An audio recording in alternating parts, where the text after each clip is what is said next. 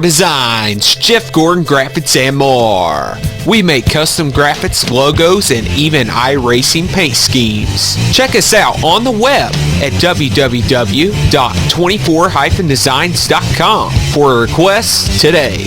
Again, that is 24-designs.com. 24 Designs, where the best graphics are made.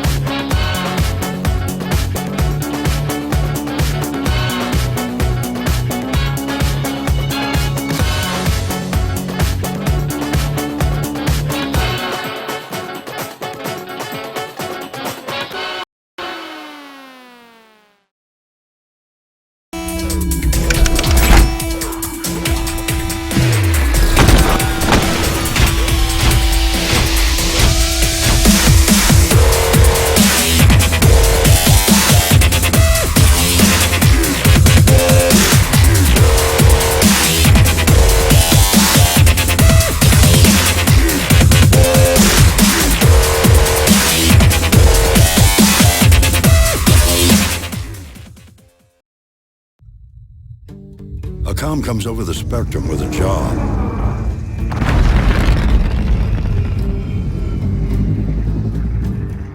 All it says is an amount of cargo, a delicate timetable, and a risky route.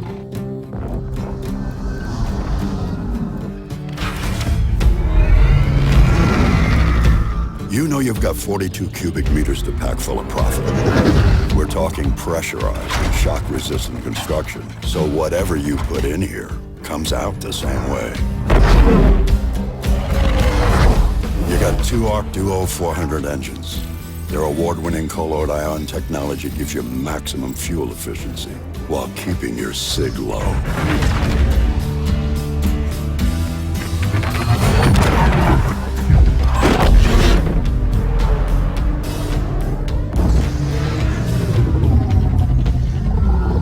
Come across a couple of pirates. Hey, Lancer, you know the drill.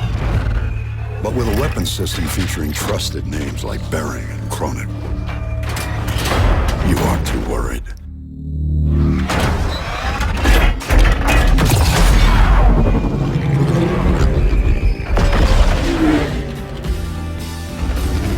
Commercial vessel, Freelancer class. Brake tags look good. Cleared for landing at Area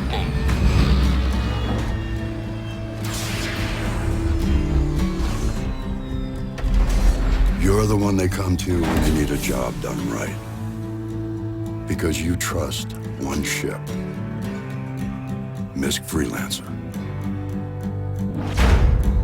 Built for life.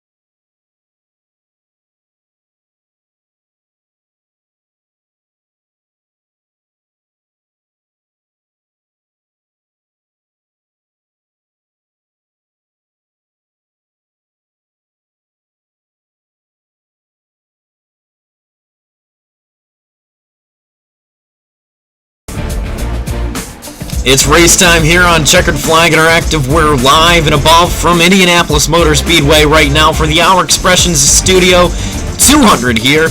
And these be car 75 degrees here, partly sunny, as we get ready to go racing for the London Recreational Racing Sportsman Series here, the UpperEdge Racing League. as we continue on race number 6 of the season. Next week, we've got the All-Star Showdown, and then we go once again, that's at Charlotte, then Charlotte once more, and then we go to Pocono. Very diverse schedule here over the next few weeks, as I've been saying all season long. It's Steve Bonesteel, Shane Doherty, and PDJ Zeller returning up to the booth here on CFI All-Star Crew, A-Team, A-List, whatever you want to call it. We're up here getting ready to go racing, boys. 80 laps here tonight. Corey Hoover still leading the points over, actually just took over the points last week. He is 13 points over Byron Daly, 21 over Lawrence and Burke.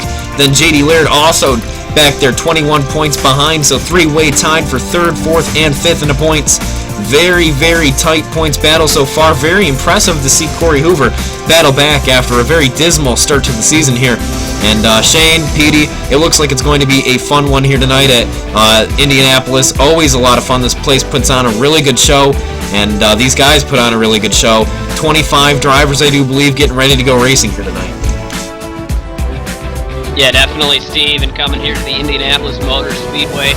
You're coming from Road Atlanta, or Road America, I should say, last week, and then the previous week before that had an entirely different track as well. So this is pretty much the biggest track these guys are going to see the whole entire season. 2.5 miles here when it comes to at least oval racing. So Indianapolis, its own kind of beast. And some guys are good here, some guys aren't. And Corey Hoover ran well last time we were here, but didn't get the finish he probably deserved. Had some problems. So we'll see if he can come back from that tonight and have a better finish than last time. Yeah, 80 laps on this holy ground of racing here at the Indianapolis Motor Speedway. They call it the Brickyard for the Art of Bricks. It's going to be a great race here. These boys in the B cars for 80 laps will absolutely tear up around this great speedway, hitting speeds of excess of 180 miles per hour. Should be a great show. Expect to see a lot of side-by-side racings down these long bearing straightaways, maybe even in the corners, but you got to be careful because if you go side-by-side into the corners, the guy on the outside will always have a hard time getting off because you just wash right up into that tricky outside wall on corner exit, and that could be an issue when you're trying to rip tater chip around the speedway. Yeah, I'm sure, Petey. These guys will definitely have a hard time getting off, especially when they're 3 wide, especially in the middle there. You've got nowhere to go, so getting off the corner 3 deep is going to be definitely a tough one, that's for sure. But here as we're getting ready, qualifying the last round, I do believe, just about to kick off here. Walker Thomas currently atop the board. Bradley Burke, Joe Lawrence, J.D. Laird, Corey Hoover, Chad Coleman, Mark Murphy, Alan Cryer, Nick Massey, and then Trevor Roppolo is your top 10. Shane, over to you. Yeah, currently 11th out Byron Daly. And Rally Grant Davis back there in 12th. Michael Array in 30th. Jordan Hightower is currently 14th. Austin Hurtenfeld's 15th. And all these guys back here not in the final round of qualifying, so this will be where they start. 16th, Joseph Tice. Ryan Dyson's going to be back in 17th tonight. Justin Munseal, 18th. Jamie Haley, 19th. And rounding out the top 20s, Michael Finlayson. Over to you, PD, to finish it off. Over to you, Steve. Yeah, I'll steal it over there from Petey. Those last 5 drivers, Brendan Madonia, Michael Thompson, Jason Thompson, Thomas Story, and Paul Nicholas Cooper. We'll see if Thomas Story and Paul Nicholas do end up starting this thing. But very interesting field here. I do believe we're a little bit light on drivers because some drivers chose to stay and watch the Can-Am duels, the first ever Can-Am duels. But over to you, Petey, chasing down Mr. Walker Thomas, driver of that's the number 84, and he's currently sitting atop for the pole. So over to you, Petey, with Walker. Well, Walker, it looks like you had a really good qualifying lap out there. Just hit your marks. Sorry, I got a book there. So what did you do there in your qualifying lap that was different from everyone else to get you up here on the Coors Light pole so far? Well, as you said, I just hit my marks. I didn't really try to run it too hard, so the setups, it's difficult. So when you hit your marks, you can definitely be fast. Now, is Indianapolis historically a good track for you, Walker? As obviously you've probably turned endless laps here practicing for this event, but just historically in races you ran here, have you ran well? Yeah, it is actually. This is my home track, so I always love coming to Indy, racing and anything. So yeah, historically it is a pretty good track for me. Now, do you think a win here tonight might really get your season going around here, starting at Indianapolis? I definitely think it would. Getting me into The chase would definitely be a boost. It would be relieving a lot of pressure for me in the next coming weeks. So I definitely think it could help me get the season started. All right, Walker. Well, thank you for joining us, and best of luck, and congratulations on the Coors Light Bowl. Thank you. And now Shane and Petey, as we get ready to go here, let's talk a little bit about this track of Indianapolis. I want to say it's one of the most historic tracks that we go to during the season, simply because it's very unique. This place is not like any other track we go to. If you had to pick any to compare it to, I don't even think I could pick one, because there's no track shaped like this, really. There's no track with so little of banking in this style, and then 235,000 permanent seats here. So one of the most tracks where you can fit the most people as well. And this place is one of the oldest speedways as well. Broke ground all the way in 1909. So very, very old track. They've got the road course here. They used to race Formula 1 here on the road course. They race the IndyCar, of course, the Indy 500. All kinds of good stuff. They do MotoGP here. And this is just a really great track. 9.2 degrees worth of banking in the corner. So really very little banking at all. It's funny that you say 9.2 degrees of banking there, because I can tell you from experience riding around the speedway, you think it's zero. This track just appears to be completely flat, especially when you're driving around it.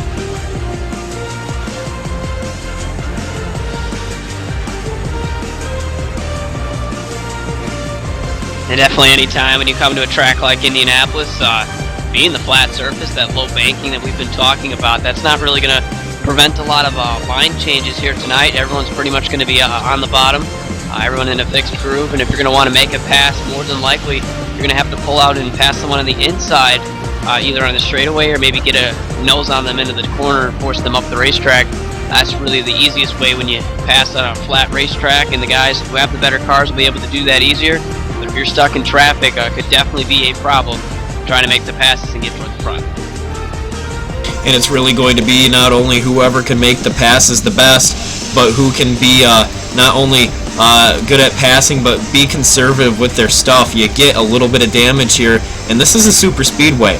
If you get yourself into trouble, get a damaged car out there, you are going to struggle, because this place is very, very reliant on having a very clean front end, and the rest of the car really too as well. Yeah, you know, damage is always an issue here at Indianapolis. If you get any damage on that car, like Steve was saying, aero push will become an issue. For example, if you get a little damage on that right front or left front fender, the air will hit it in a very odd way, and it will slow you down possibly up to 10 miles per hour, and you're just like a dead fish in the water. Optional repairs tonight will be key if you want to find your way in victory lane. And, I mean, optional repairs, I should just say, keeping your nose clean will be a big issue here tonight. If you get any damage, especially to a track like this isn't Bristol or Martinsville, you have to keep that car clean to find yourself in victory lane. Yeah, you'll have a lot of time to fix damage if you hit the wall and whatnot, but at the same time, if you hit the wall, there's a greater chance that your car is going to be down on pace or not quite able to keep speed down the straightaways, especially here when it deals with aerodynamics. So those guys will be fighting all that and more if it becomes a factor for them. We'll just have to see, though, guys, as we get ready to go, who's going to be the most consistent driver out there. And like we talked about, Corey Hoover atop the point standings here. After not having the best of start of the seasons, historically, we've always seen Corey very successful at the beginning of seasons, but this season not so much. And then Jamie Haley, one of the drivers I've been watching, not in the top 5, but he was doing very consistent, got himself in a couple of wrecks out there, and that put him back. And if it weren't for those, I think he'd be out here, but we're getting ready to get down to the grid. There we are, Steve, and one of the biggest things to note on the pole, rookie 84 of Walker Thomas, so that's going to be something interesting to watch. He's been pretty fast so far, impressed with him as the season has started off, but this could really be a night for him and that team to do well, show pretty much everyone in the league he's got the talent to go up here and mix it up with some of the veterans, and could even have a chance for the win. You know, I almost want to pick Walker Thomas tonight, just because if you look back at races historically in Indianapolis, qualifying position is key. He's sitting on pole position. A lot of times you'll see the winner of the Indianapolis race come from the first 2 rows. Walker Thomas is sitting pretty. With a place that's hard to pass like Indy, track position is going to be another major key tonight.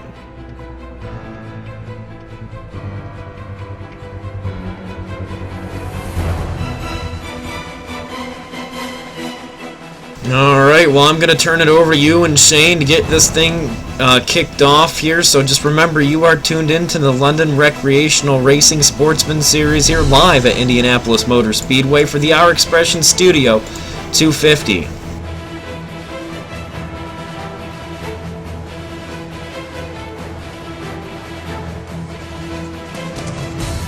Cars begin to grid here. It's going to be a 25-car field. As we said, not nearly as big as we've seen this season, but still 25 cars. That's a lot of competitors out there here on the Indianapolis Motor Speedway to have a chance to bring home the victory. Not necessarily being fast. You're not out of it yet. We've seen plenty of races won on fuel strategy and just different things in general. The guys toward the back half of the field can pull off on these leaders and just kind of catch them by surprise. And who knows, maybe even steal a top 10, 5, or even a victory. We'll have to watch that and see as we get down to it. 80 laps scheduled for tonight, so it's a pretty long race. And Petey, we've talked about some of the better things these guys are going to have to watch all night. But besides Walker Thomas, who you like in that top 10?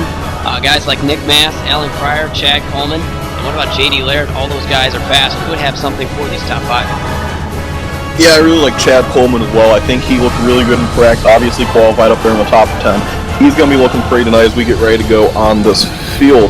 One thing I'm worried about tonight, this might be one of the scariest tracks to drive at iRacing. It's a matter of inches here at Indianapolis. You got to be real careful driving. As I stated earlier, if you make one wrong move, just misjudge a corner by an inch, you will absolutely hit that wall and destroy your car. There's no light hits with the wall at Indianapolis. If you hit that car, the wall on corner exit, you're going to do some serious damage to the right side of your car, as well as possibly the guy you're racing side by side with. This is such a technical track. You just got to be really careful here racing tonight.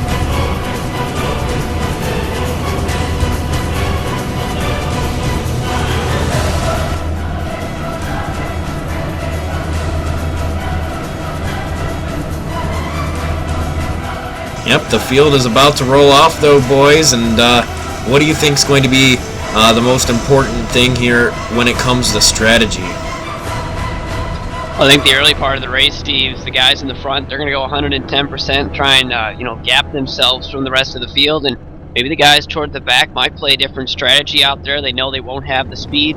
They'll probably lose contact with the leaders if they don't quite have the car or really the line speed that they've needed to stay up there. So they might drop it back, play conservative, maybe save some fuel and try and stretch it a little bit here on this first run.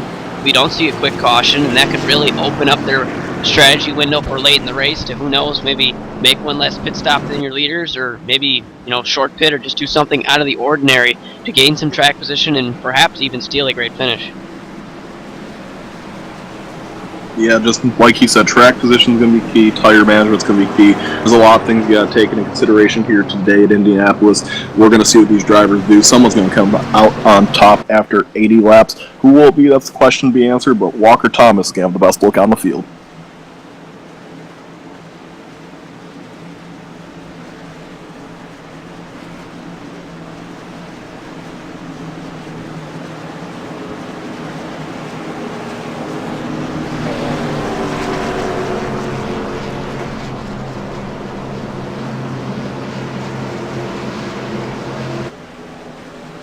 So we get ready for the green. Going to have plenty of stories to cover here tonight. Some of the guys starting the back half of the field. Ryan Dyson, Justin Matsiel, two guys in particular.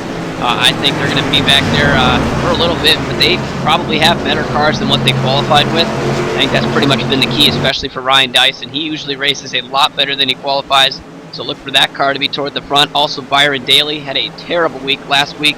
He's shown great speed this season. Could this be the night that he brings redemption to not only his race, but his season here as the pace car pulls off? Walker Thomas is going to field to the green. Yeah, and it's going to be Walker Thomas putting him down here to the green flag to get things kicked off in Indianapolis. We're ready to go for 80 laps here at Indianapolis. Walker Thomas is going to get the best look on the field. We're going to have a great restart here. And green flag in the air. Neck and neck there. That's Mark Murphy in the 48 on the outside front row there as they're double file all across the rest of the field here where they barrel down to turn number one. Looks like Walker Thomas, preferred groove on the inside, is going to have the early lead.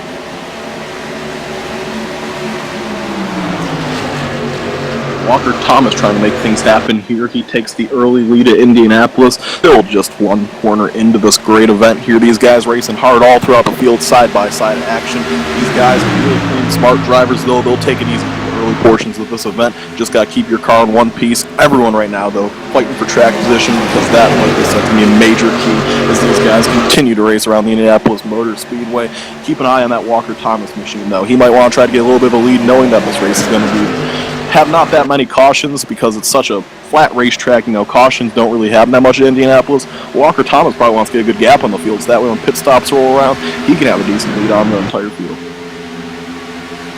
Watching the 95, a big Maz drop from 9th to 12th there in that first lap. The rest of that battle around him in 12th spot is kind of shaking itself out. Everyone quickly single file around this racetrack is now Mark Murphy is just taking the lead from Walker Thomas away, and he'll try and pull away from the rest of those guys in the top 5. It's pretty much everyone right on top of each other, drafting strong down the back straightaway. Yeah, these guys going at it here at the Indianapolis Motor Speedway. Like you said, this great side-by-side action with the long bearing straightaways. One thing you have to pay attention to is the side draft. When these guys get right up next to each other, they draft each other and pull on each other, and the wind and the air just pulls each other in front of one another. It creates some good racing here. You'll see it at all levels of racing at Indy. Side draft is one thing these guys will use to their advantage here tonight at the Indianapolis Motor Speedway, and continue to see a lot of drafting on the exit corners. When it's such a when it's such a huge track like this, and you get big runs off the corner, basically everyone's getting the same run off the corner. So you have to use the draft here to make passes, but it's not a Daytona-Talladega style draft. It's a draft where you have one straightaway to make a run, and you better be ready to dive it in deep to a corner. You have to be real ballsy to win a race here at Indianapolis or to make passes. This is a very scary track to make passes, but expect the best of the best to do here tonight. Yeah, drivers right now that I'm watching that are making those moves, the 78 of Joe Lawrence, the 51 Bradley Burke, both hopped up underneath the number 84 of Walker Thomas, our pole sitter here, and now the 78, is going to push up. Here comes the 20. That's going to be Chad Coleman. Throw him up underneath the number 78 here. Double file. Here comes Byron Daly, and then the 23 of J.D. Laird. All three of them teammates there trying to freight train that number 78 and the 84 on the outside line. Yeah, definitely not the start Walker Thomas wanted early on. Already 3 official laps into the event. He's dropped to the 6th spot and continues to fall now, stuck on the outside there. Byron Daly made his way from 11th up to 7th so far in the early going, and he's going to try and get underneath Walker Thomas for the time being. Walker will slide himself back into the inside line and kind of stop the bleeding as this battle continues on here. Now Chad Coleman looking to the inside of Joe Lawrence. Chad Coleman, that's the guy I talked about that I expect real fast here tonight. Like you said, he's going to race Joe Lawrence, trying to make things happen here. Chad Coleman biding his time, knowing it's early in the race, saving his tires maybe for a long run here. If it gets to a long green flag stretch, the guys who saved their tires will have a distinct advantage at the end of this run, but we still have to see how this plays out for all these guys. Right now, though, lots of guys making moves, and a good start for a pole setter so far. Up at this point, Walker Thomas has had a good start from the pole. Like I said, starting up front might be a key, and qualifying usually does transfer the race here in Indianapolis, as you guys can clearly see.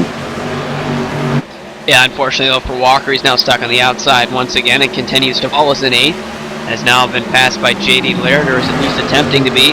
As J.D. makes the look to the inside, he'll bring Alan Cryer along with, and I think Walker's just kind of struggling to get the power off the corner, and thus he's losing spots. Guys get underneath him, and then he just kind of gets stuck up there in the outside lane, no grip up there, and he will lose some spots continuously here. Could drop out of the top 10 really before he finds a place to settle in. Here comes Lariah Cryer as well underneath, another teammate. Oh man, this poor Walker Thomas just cannot find that inside line here as we are now already 5 laps into this.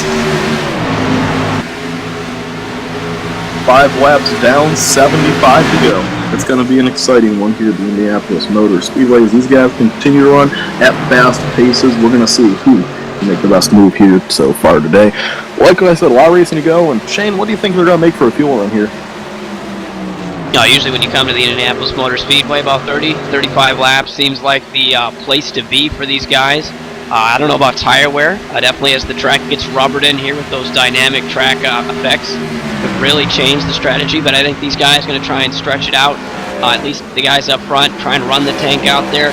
You might see guys save and extend that fuel run a couple more laps, but for the most part, about 30 laps or so is going to be a fuel run. Yeah, 30 laps or so is going to be about a fuel run here at the Indianapolis Motor Speedway. Like you said, Shane, thank you for that information. And these guys, obviously, that's a lot of time on these tires. With such fast paces and sharp turns, you've got to be prepared for the tires to wear, and that's something we'll see who has a better long-run car, who can handle the car better in the long run when it starts to get loose and maybe even tight in some cases. I'll be curious to see how these guys handle the changing track conditions as this race continues to play out here at Indianapolis. We obviously have very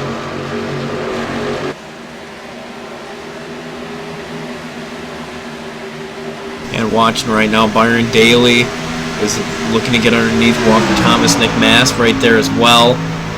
We'll see if he makes the dive. If he's not going to be able to, dives it off into the corner.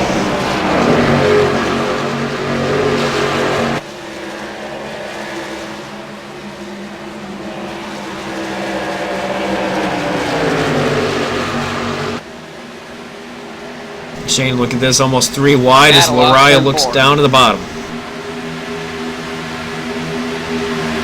Yeah, Joe Lawrence didn't quite turn 4 that he wanted there. He's going to fall back a little bit, but that 3 wide, very short-lived as they go back 2 wide. Walker Thomas working his way back into the top 10 here. This is by far the closest battle on the racetrack, and these guys are going at it. And that's going to leave Joe Lawrence now on the outside, and for the first time of the night, Walker Thomas being able to possibly make a move. Here comes Byron Daly down on the bottom. A little bit of wiggle out of those cars. Looks like the connection's still not stable, but that's going to throw us 3 wide, and who's going to back out of it? It looks like Thomas will be the driver to pop up into the middle lane. But, oh boy, they're all going to push up. Now Lawrence all the way up to the wall. Here comes Nick Mass looking to get in there as well. Look at Byron Daly pop underneath of Alan Cryer as he catches the outside wall. 8 laps into this race, these boys duking it out. Yeah, Alan Cryer actually got into the wall there, caused everyone around him to kind of check up, and then problems there. It's going to put him in the outside groove, and he'll lose a couple of spots, so tough break there for Alan Cryer. But the battle still rages on here now, starting to see Jordan Hightower make a run for the top 10. He started 14th, been kind of lurking behind these guys who've been battling pretty much since the start of the green flag, and now he's made his way inside the top 10 with the pass on Alan Cryer. So Jordan Hightower quickly becoming one of the better cars here on the long run.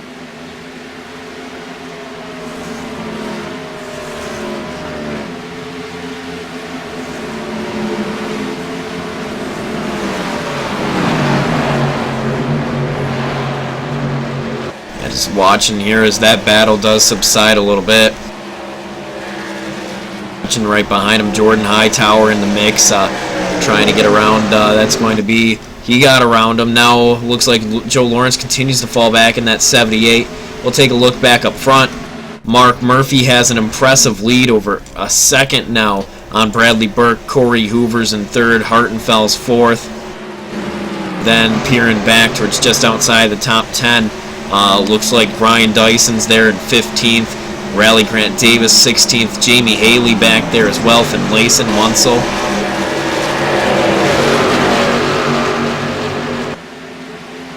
We got to update you on some of the RCA racing cars, really.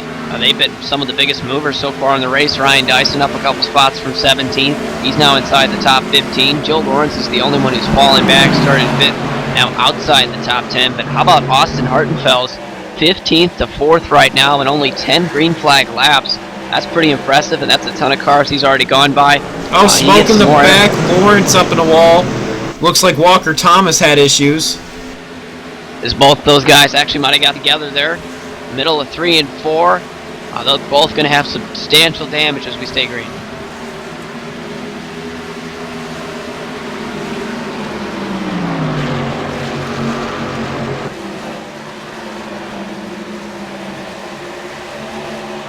That's definitely a tough break there for both those guys. Joe Lawrence, I think he has the worst damage there, some right side damage, but also Walker Thomas got some left rear and also right side damage as well. We'll have to see how that affects both their cars, but I think they're going to want to caution here sooner or later. Now the laps quickly clicking off here, 11 laps into this one. Just taking a look right now, some of the biggest movers of the race, J.D. Laird, Chad Coleman, Jordan Hightower, and one of the biggest losers so far, well, the biggest loser so far in tonight's race, Walker Thomas. Then right there beside him is Joe Lawrence. So lots of drivers that we saw up front. Usually we don't see this, but they are struggling tonight. Getting back to the discussion of some of the guys up front, Austin Hertenfeld's up by a few spots. Corey Hoover pretty much maintained there in third, but already a better start for him compared to seasons past at this racetrack. But just as I say that, Austin Hertenfeld might be taking a look here to pass his teammate Corey and possibly get up into the top three. Now we'll take a look there. He is actually under fire, though. Hertenfeld is from behind J.D. Laird. That number 23 machine is just digging, trying to take that fourth spot away.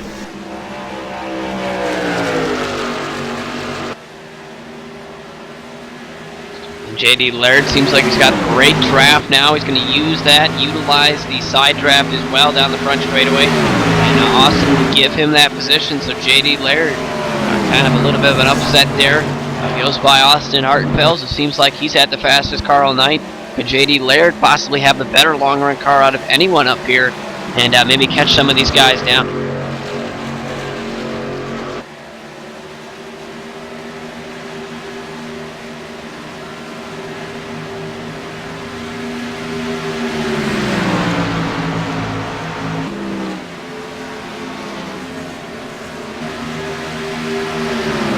Watching right now, Ryan Dyson's moved out of that 15th spot, moved up to 12th. He's on the move in that machine. Alan Cryer falling back after catching the wall.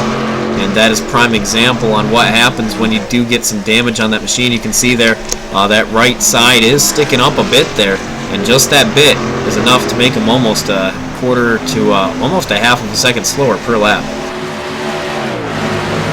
Already a couple cars we're seeing have gotten into the wall at one point in this race. Alan Cryer, Jamie Haley, two additional cars that we haven't really talked about. They've had some problems with the right side. They're getting into the outside wall. So we talked about aerodynamics. It's definitely going to be a key here tonight. And anyone who's hit the wall already, they're probably looking for a caution there, get some repairs done, because they're definitely losing some speed down the straightaway.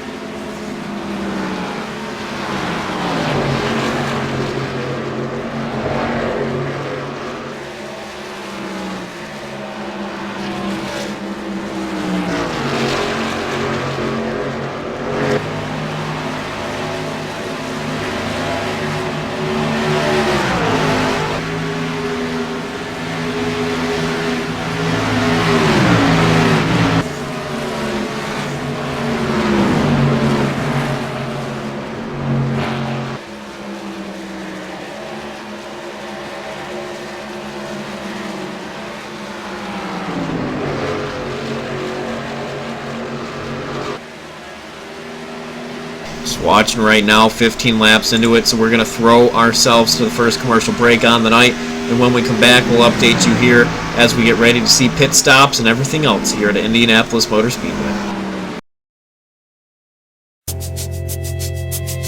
We are 24 Designs, Jeff Gordon Graphics and more. We make custom graphics, logos, and even iRacing paint schemes. Check us out on the web at www.24-designs.com for requests today. Again, that is 24-designs.com. 24 Designs, where the best graphics are made.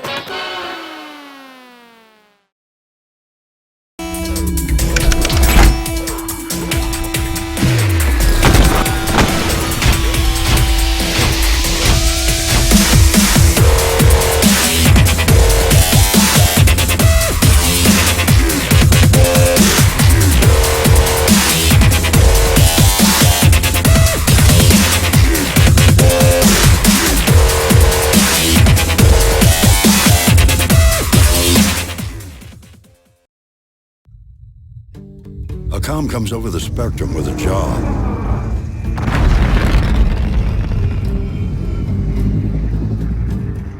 All it says is an amount of cargo, a delicate timetable, and a risky route.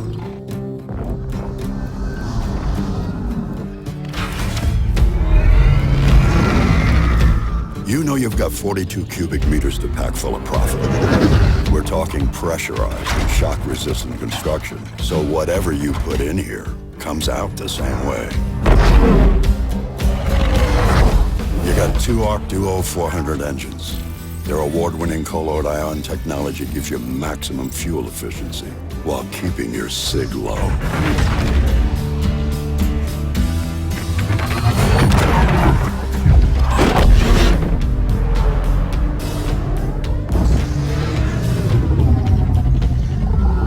You come across a couple of pirates. Hey, Lancer, you know the drill.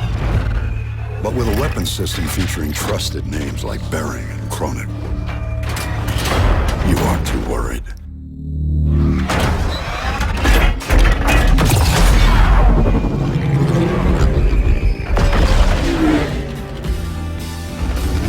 Commercial vessel, Freelancer class. Red tags look good. Cleared for landing at Area 18.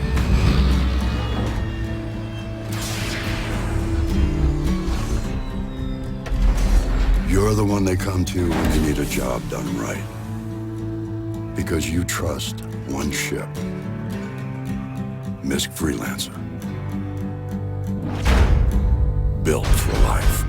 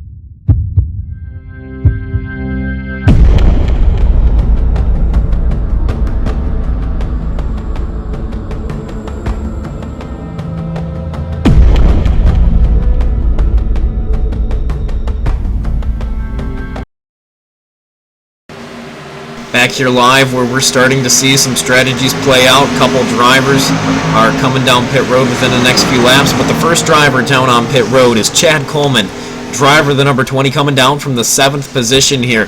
He's going to be the first one down. Mark Murphy still out in front, will take you through the field here, the top 10.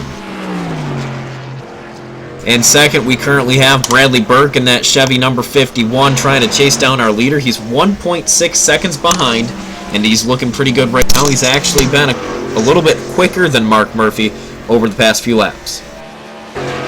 Sitting in third is Austin Hartenfels, driver of that number 29 Kroger Camaro, and he has moved up from outside the top 5 to this third place, and he looks pretty sporty right now, trying to pull away from Byron Daly and Corey Hoover. Byron Daly battles right now with Corey Hoover for the 4th position. It looks like he just did take it from him here into the corner. So now that will move him up to the 4th position here as he's been making a steady climb up through the field. Corey Hoover just moved back to that 5th position, starting to struggle, I'm hearing from the pit crew. Looks like those tires are starting to really wear out, struggling off the middle of the corner here. It's getting very, very tight, that number 33 is. So we'll keep an eye on that situation. J.D. Laird, he's currently sitting there. He is our 6th position driver trying to get around Corey Hoover. And another one of those drivers that's been making a very steady gain up through the field, so we'll keep our eye on him as he continues to move on up. The 44 of Michael Araya. That machine has been another driver to keep your eyes on through the night. Pit crew saying that the car's handling great for that number 44 driver. Falling back a little bit from earlier, but still doing very solid out there right now as he moves up into 6th. Justin Munsell, he's currently actually still in 8th position, and he has been very, very consistent. Hasn't moved up too much here, just a couple of spots since the drop of the green flag, but he's sitting there in that evil controllers machine doing the best that he can for that team, and we'll keep our eye on him through the night. Jamie Haley sits there right now in that 9th position. Heavy damage on the right front there. Not the only driver to have it though in that iBuy-Power Camaro, so we'll keep our eye on him. He's complaining very, very tight all the way around. Our 10th place driver, Joe Lawrence, also has some right front damage in that MRG machine and does not look like he is in a good position right now. Very, very slow, very, very tight. Possibly some suspension damage as well to that 78 there, as we're going to watch him almost catch that outside wall again. There's your top 10 though, Shane, as pit stops do begin. Yeah, definitely starting to see some guys short pit. Chad Coleman, notably one of the guys. Jordan Hightower, Alan Cryer. So all those guys, teammates, they pit together basically. Short pitting here, maybe deeming tires is going to be more important than stretching out that fuel. A bunch of cars coming off pit road right here as well. Michael Finlayson's going to be one of those guys. Joseph Tice, Trevor Roplow, and also Rally Grant Davis. They've just completed their stops. Back up onto the racing surface. Definitely going to see some guys stretch it. That will happen, but for the most part, these guys deeming tires more important, and they're going to bring it out a little bit earlier than usual.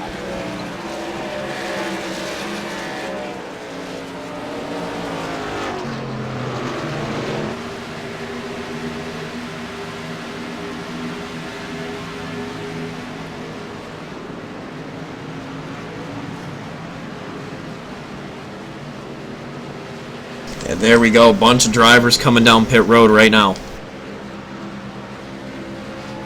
Yeah, definitely guys deeming now is the time to come. Tires giving up, possibly getting tight out there. Going to lose way too much time than staying out there. J.D. Laird's one of them that came in here. Also Michael Araya, Austin Hartenfeld going to make their pit stop here on lap 25.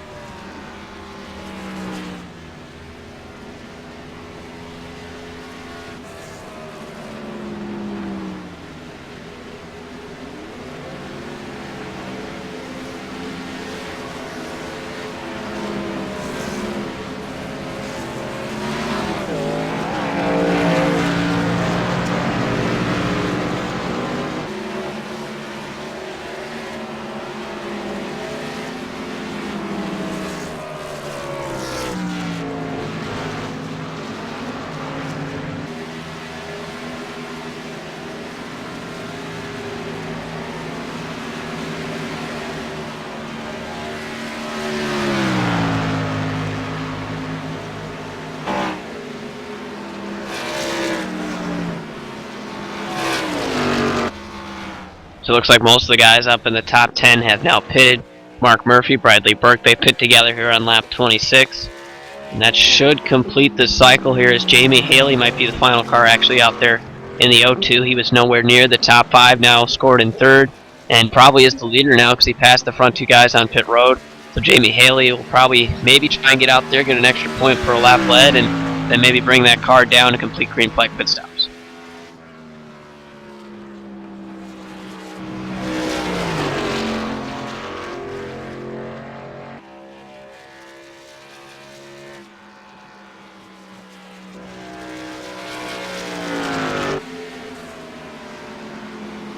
Looking right now, Corey Hoover going to get around Chad Coleman, it looks like on the inside here.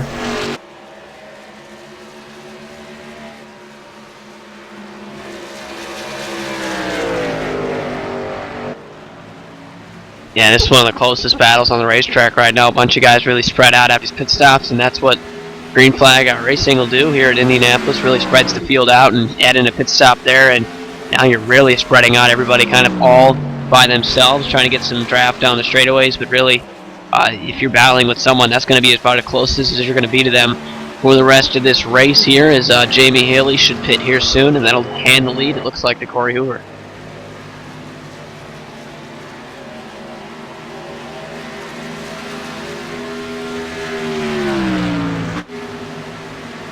Yeah, I'd like to say, aside from Jamie Haley, everyone else has come down pit road, so that will put Corey Hoover in the lead, actually, when things cycle through, as he was one of the earlier guys to come down pit road.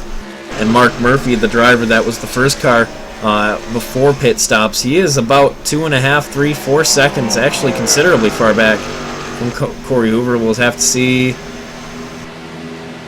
about 5 seconds, I do believe.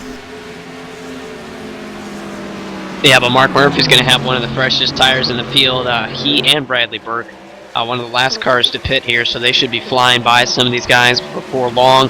Corey Hoover, Chad Coleman, they've been on the racetrack here for about 5 laps or so. So their tires are already kind of worked in, but at the same time already starting to wear. So their lap times might be a little slower.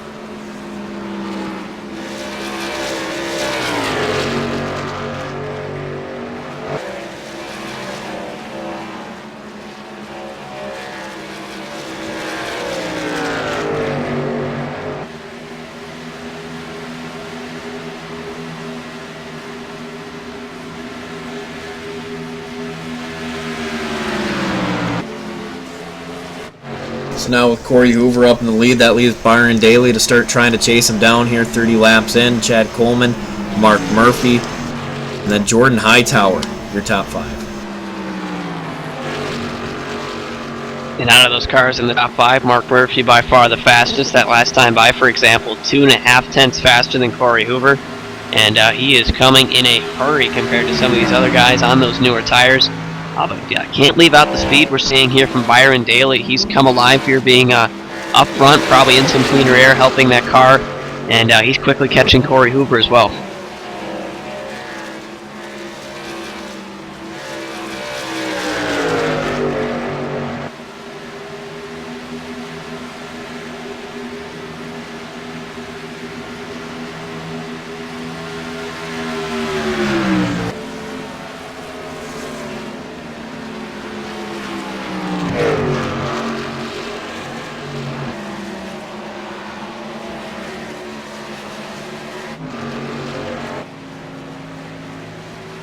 Just watching right now, a lot of these drivers trying to find their way around the speedway here, and not seeing too many battles right now. The only battle I'm seeing that's really close is Lariah and Burke, and that's for the 7th position. Yeah, and so far, Lariah's got it, and Bradley Burke's trying to get it right now, but it's kind of interesting to see what happened to Bradley Burke. He came out with Mark Murphy, and or at least pitted with him. He wasn't that too far behind him, but he's now 5 seconds behind Mark, and that equates to now 8th place on the racetrack, and that's a lot of ground. I would assume that he might have lost there on pit road, and that's left him over 8 seconds behind the leader. So Bradley Burke definitely not the way he wanted the race to go so far. At least was running up in the top 3, now back outside the top 7, but still has a great chance here to make some ground up. Has a fast car, goes right by Michael Larea there, up into the 7th spot, and I think some nice green flag racing for him. going to help that car get back toward the front. Now look at Byron Daly, though. Battle for the lead shaping up here. Let's hop on board with Daly. And he's just trying to use that draft the best he can right now. He knows he's got the faster car. Definitely going to probably see some aero push, trying to be right behind Corey Hoover, trying to get the run there, getting some air off the spoiler from Corey, affecting the handling of his car, but he gets a nice suck up here, going to look to the inside.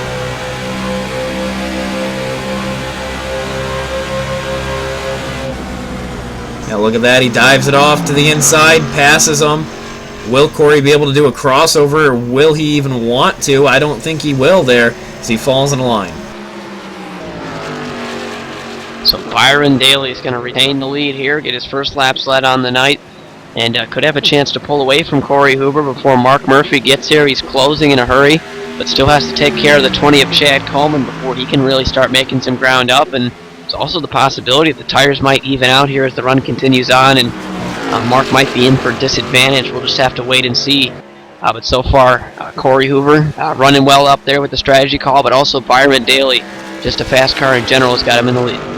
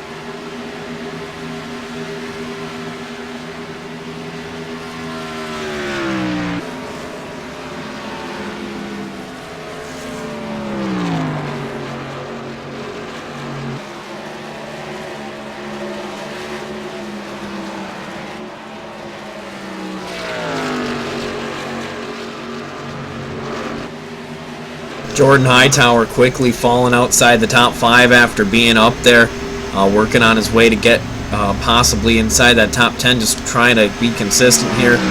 Ryan Dyson, he's running around right now in 13th. Michael Finlayson's in 14th. Got a group of drivers right there. Trevor Roppolo, that's Davis, as well as Tice right on top of each other, Shane.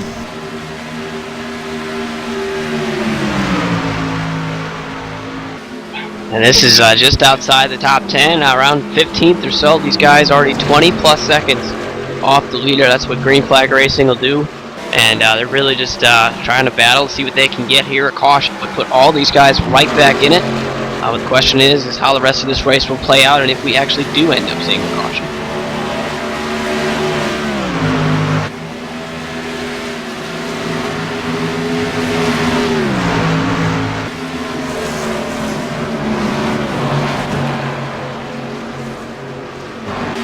Hartenfels is battling now side by side with Chad Coleman. That's for the 4th position. Look at that Kroger machine make a big dive there, and he will take the spot in the 3 and 4 here down the short chute. He'll be able to almost actually get loose there, but he'll pull away here. And then back up in front, Byron Daly has pulled away, but here comes Mark Murphy closing back in on that 2nd position in that Ford Mustang machine.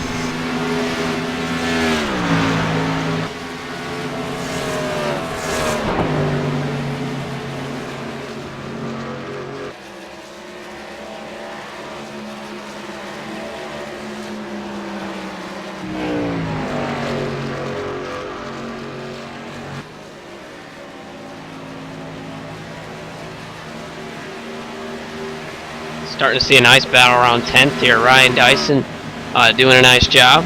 Got by a couple cars up to 12th. Michael Finlayson, Joseph Tice, just talked about these guys. They're all right in the line right now, trying to do what they can. Definitely staying single file, could possibly catch some guys in front of them.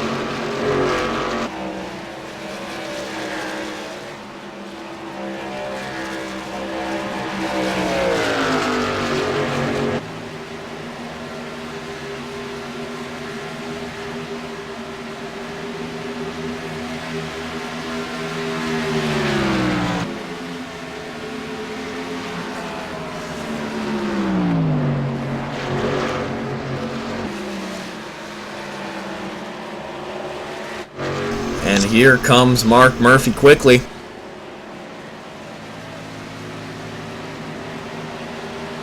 He looks down to the inside. He's going to need to stay in the draft a little bit longer if he wants to do anything there.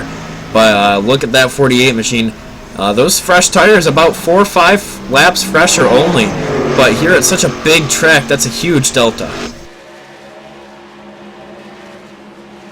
Yeah, that definitely is, and you're going to need draft especially to make runs on guys. If you can get within a second to a second and a half, that seems like a pretty good time to really make it up. And when you're really on top of someone, you feel that draft, especially down the straightaway.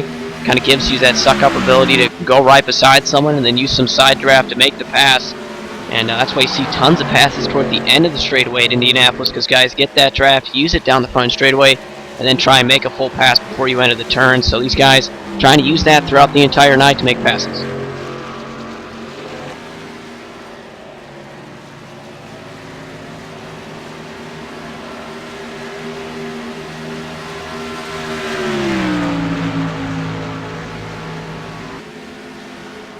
But as we approach that halfway point, these drivers are definitely mixing it up. Mark Murphy's gotten back up into that second spot. Corey Hoover, though, with a nice save right there. So these guys continuing on around. We're going to throw it off, CFI side by side, and when we come back, we'll take it further.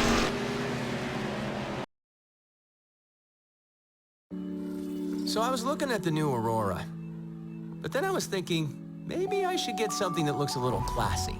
But then I was like, no, I need something that can pull some serious weight. Maybe I don't need all that cargo space. What about the Legionnaire? Now we're talking. How about some bigger guns? Little bigger. No, little bigger. There you go. And maybe some rockets, too. Actually, I should probably upgrade the power plant. I did like the leather seats on that LX, though. Yeah, perfect. All right, let's see what this baby can do.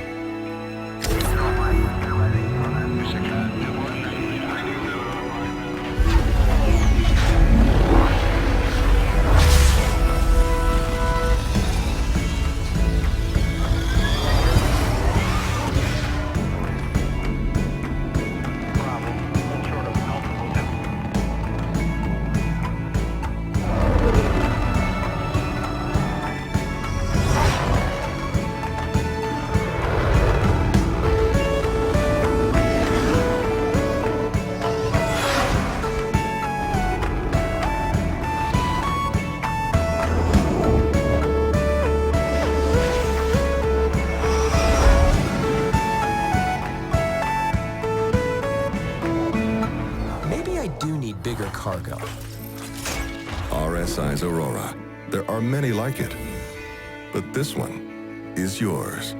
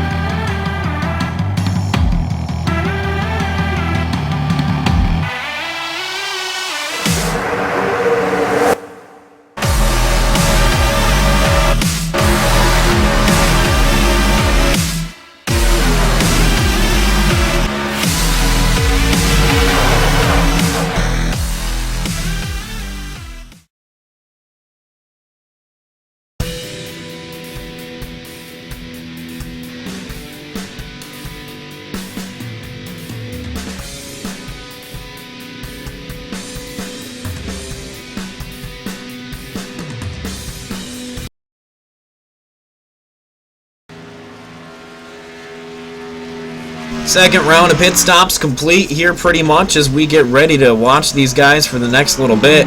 38 laps remain, Shane, here in the Our Expression Studio 250.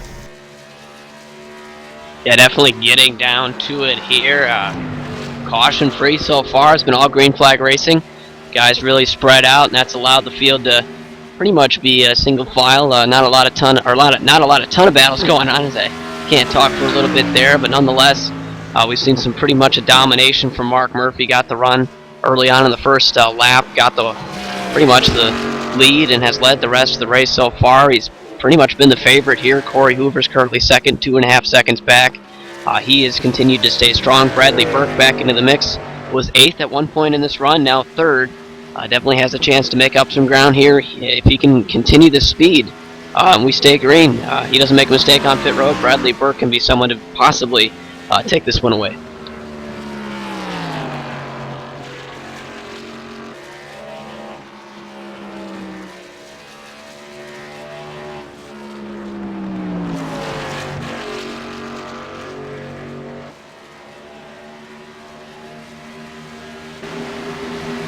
And parts of the top 10, the majority of the top 10 still have not made that second pit stop, Shane. So drivers Mark Murphy, who did take the lead back 3 seconds ahead of Hoover, Bradley Burke still there, Hartenfels, those guys have not brought it down pit road. And eventually they will, but I think what some of these guys are trying to do is possibly stretch it to lap 50 or so, and then that puts them in a window to possibly make it to the end just on that one and final stop. Tires are going to make a big factor here. Don't know if you can make it 30 laps on these set of tires with being competitive times, but we'll just have to see here.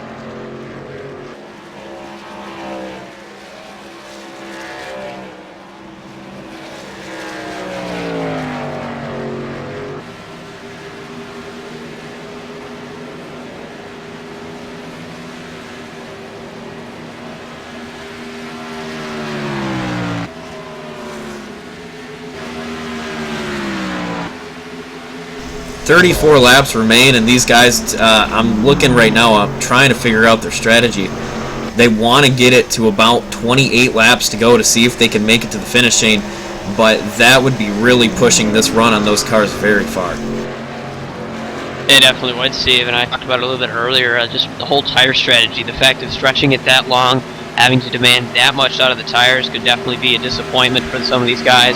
If they can't keep that pace, could lose a ton of time on the racetrack and then spots. So we'll just have to see what these guys do, and if they do stretch it out, that one last pit stop, though, could maybe help them out nonetheless.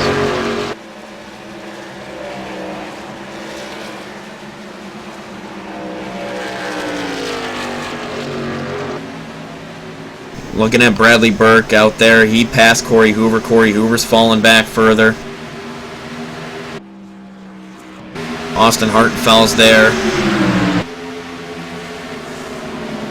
These guys are actually being overtaken by some guys who already made a pit stop. Joseph Tice, Michael Finlayson, they're one lap down right now, flying by some of these leaders already on the fresh rubber.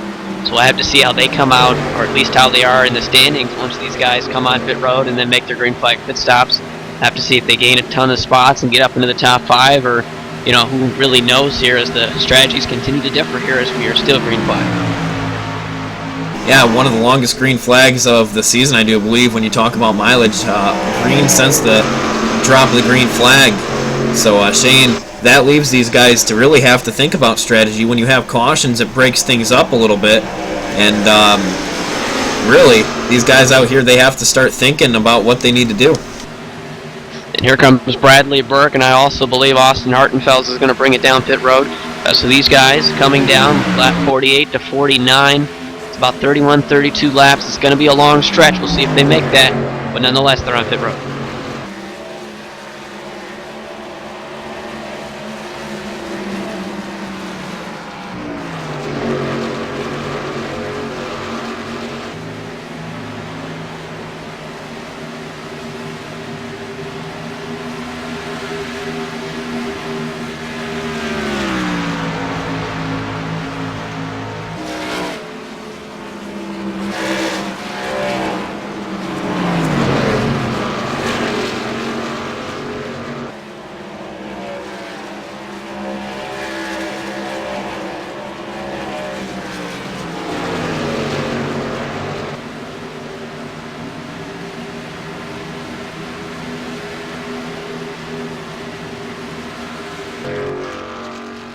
So as they run, it's Mark Murphy, Corey Hoover, Nick Mass, Byron Daly, Jamie Haley, Chad Coleman, then Jordan Hightower, J.D. Laird, Austin Hartenfels, Bradley Burke, Lariah, Story, Cryer, Tice, Finlayson, Davis, and then Dyson, then Lawrence, Rapolo, and then Madonia.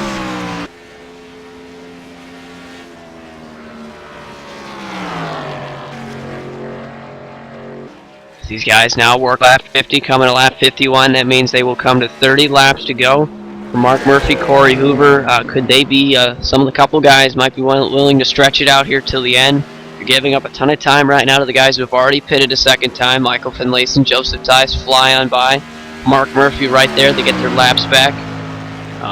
Are they willing to sacrifice this time left on the racetrack on those old tires, losing that tons of ground to really, stretching it on that final run and making one less pit stop? That's their goal.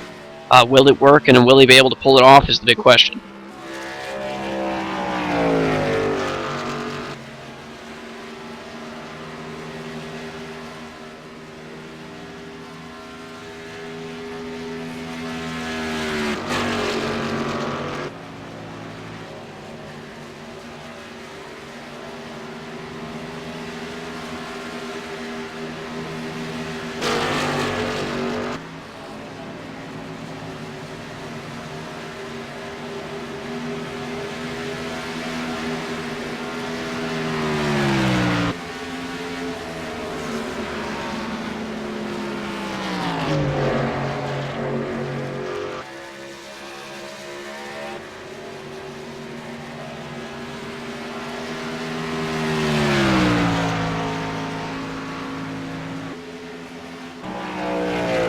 Not a lot going on the track right now, just trying to figure out who's doing what and how they're doing.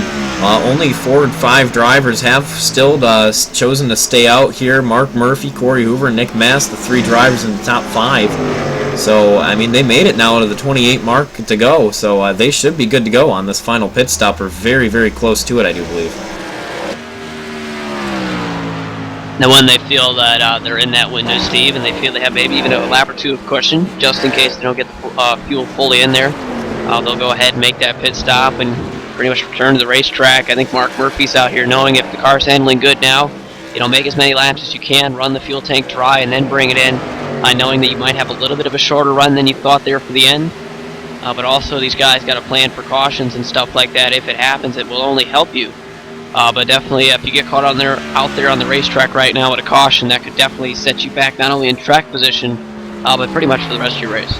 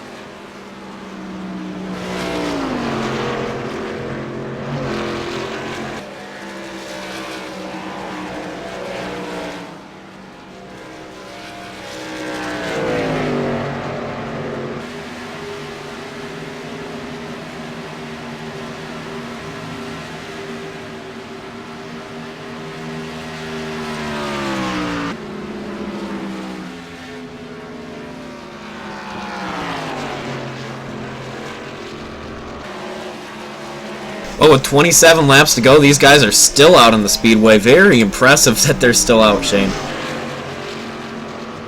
Yeah, definitely. They're staying out there long. Pretty much stretching it out. Mark Murphy has a little bit of a moment there off turn 2. They're taking it conservatively here. They're definitely running slower lap times than what they did 10 laps ago, and especially at the beginning of the run. I think it's all fuel conservation right now. Just run the car smooth. Don't hit the wall and get in your fuel window. And when you get there, go ahead and bring it in. Here is something interesting to mention. We have 18 cars on the lead lap right now. Thomas Story, the final one. Basically, everyone who made a pit stop is unlapped themselves now with the long run that Mark Murphy's been out there with, and now he'll finally bring it down pit road. Corey Hoover, Nick Mass, and Byron Daly will be expecting them sooner or later as well, and this should start our final cycle of green flag pit stops.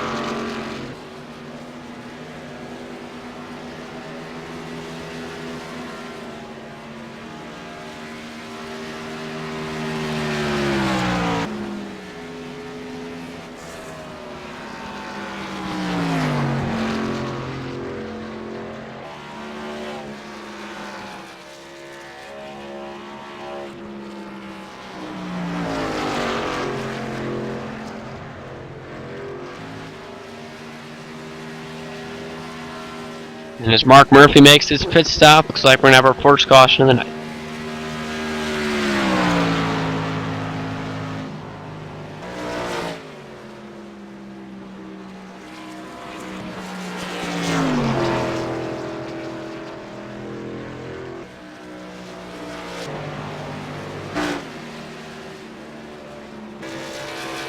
So this brings us to our first caution of the night, and we'll do a little breakdown of what we need to talk about here. So most notably our pole sitter, 84 Walker Thomas, he has fallen back all the way outside the top 20 in 22nd position. And then he is by far the most fallen driver of the night. Ryan Dyson, he's got himself up to the 15th position right now, and he's stabilized there. Nick Mass, another driver that we need to watch. Pit strategy now playing very well into his hands. Mark Murphy did decide to come down pit road, and then he lost the lead. Byron Daly did take the lead there. So Jordan Hightower is also a benefactor here. Bradley Burke, Jamie Haley, lots of drivers benefiting. Expect, though, all drivers to come down pit road except for Mark Murphy.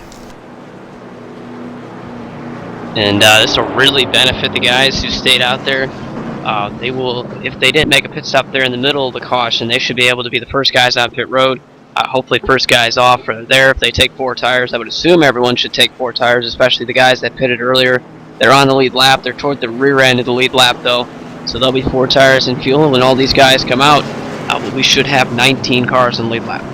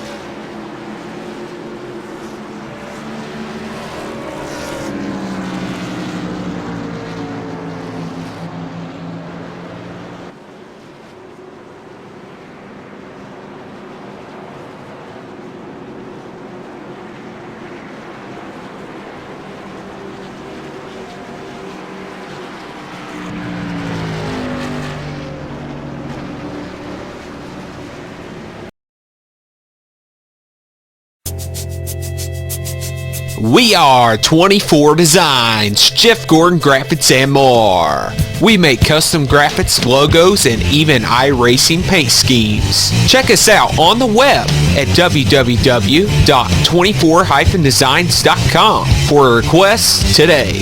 Again, that is 24-designs.com. 24 Designs, where the best graphics are made.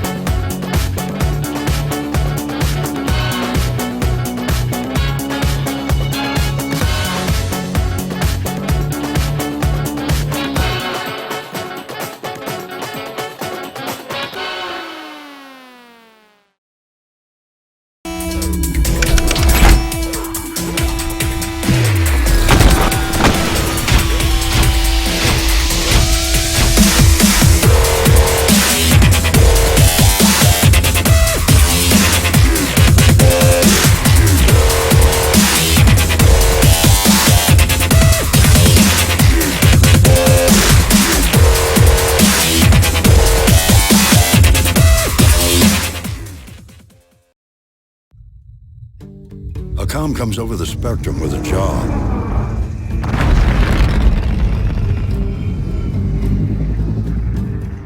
All it says is an amount of cargo, a delicate timetable, and a risky route.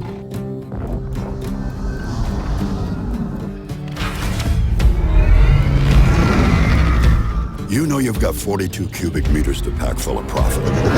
We're talking pressurized and shock-resistant construction, so whatever you put in here comes out the same way. You got two Arc Duo 400 engines. Their award-winning colloid ion technology gives you maximum fuel efficiency while keeping your sig low.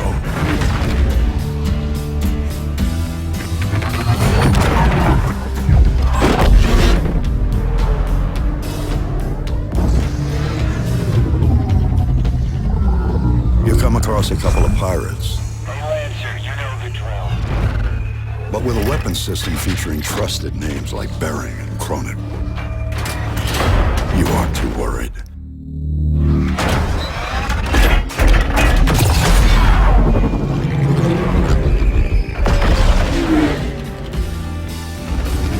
Commercial vessel, Freelancer class. Red tags look good. Cleared for landing at Area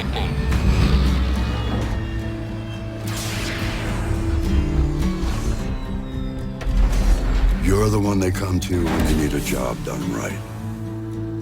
Because you trust one ship.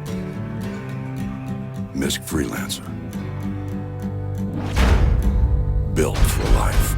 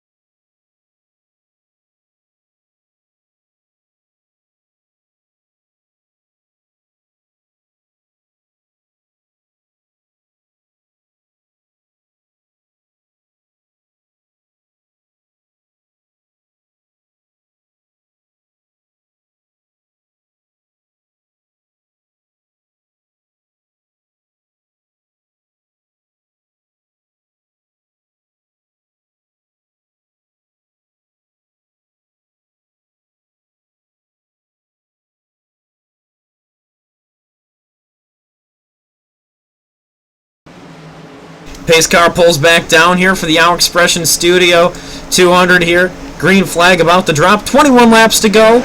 No sandbagging. No laying back. We're going green. Everybody brought it down pit road aside from Mark Murphy there, as Mark brought it down right before the caution came out, so he did not need to. But Corey Hoover on that outside, strong outside run here. He might have the run to clear him. No, he won't down the short chute into number 2. Still side by side. Mark Murphy drifts up. Here comes Hightower on the inside. Look at that rookie. And here comes Hartenfels on his back bumper. J.D. Laird on his. Corey Hoover breaks away. Mark Murphy still trying to collect it. 3 wide down the back straightaway here. Who's going to back out? Somebody's got to do it here. Into the corner. J.D. Laird forces it. Forces the 29 all the way up the track. 4 wide here at Indy. And there we go. There's the big one. Oh, not the big one. Ends up it's going to be J.D. Laird going around, but you said someone had to give, Steve. Looked like no one gave any inch whatsoever into turn 3 there. J.D. Laird, unfortunately, going to be the one that receives the most damage there. He goes around to inflict the second caution here. Plenty of guys stacked up against each other. You pretty much can't go 3 wide for the entry of these turns here in Indianapolis, and that pretty much... To be honest, Shane, I'm a little confused on why JD did that move. I mean, he instigated it himself there, shoved it where there really wasn't much room down on the inside line, and just didn't give an inch. Shoved Austin Hartenfels right up out of the groove there, and comes up in the 20 of Chad Coleman. He has to save it through the corner. Does a beautiful job saving it, but just put himself in a really bad situation there. And luckily for him, he doesn't get too much damage on the front end, but could have been so much worse for a lot of drivers.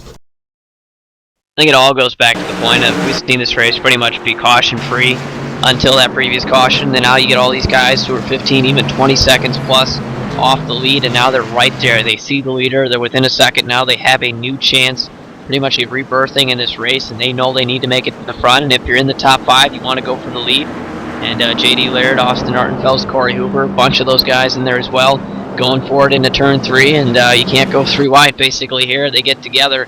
That's pretty much out of desperation, those guys trying to get the spots now, knowing it might have been their final chance.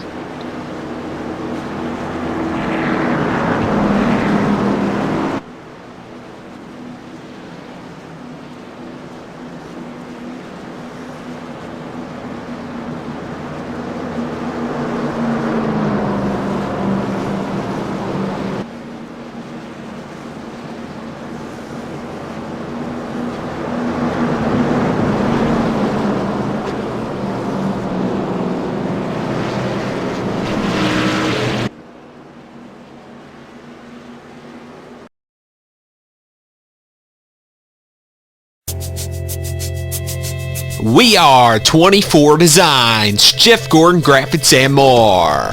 We make custom graphics, logos, and even iRacing paint schemes. Check us out on the web at www.24-designs.com for requests today.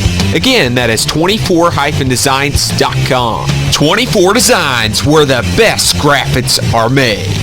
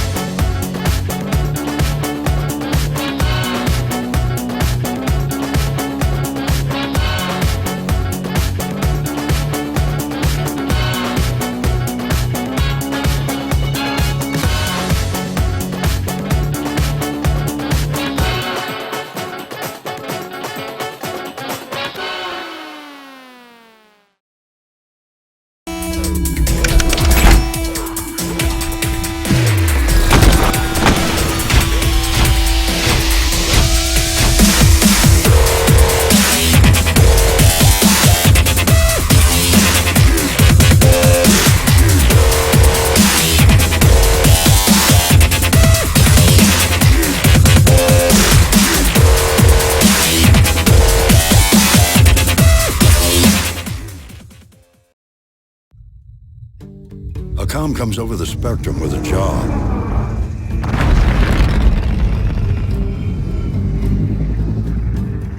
All it says is an amount of cargo, a delicate timetable, and a risky route.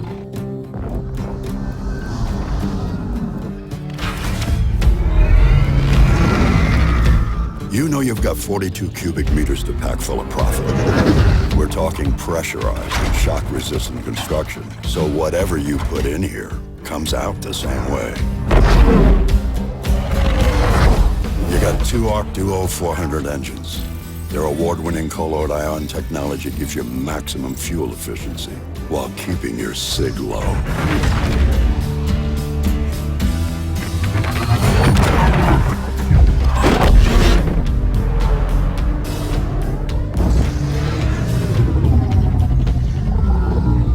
across a couple of pirates. Hey, Lancer, you know the drill. But with a weapon system featuring trusted names like Bering and Cronin,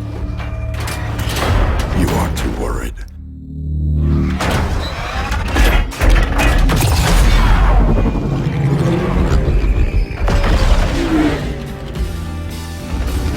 Commercial vessel, Freelancer, glass. Rig tags look good. Cleared for landing at Area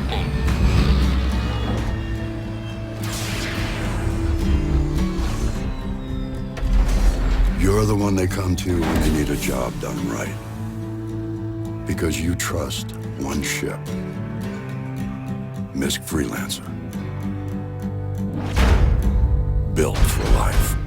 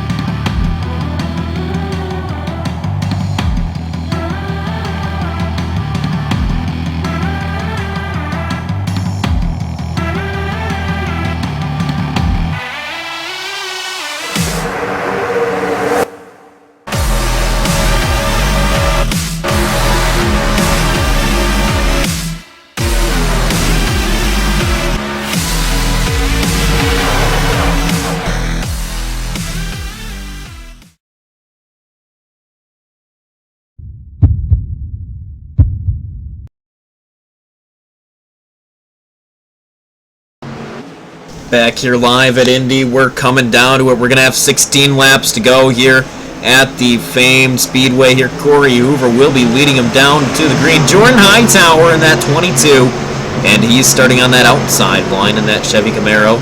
And I tell you what, that rookie is looking sporty here.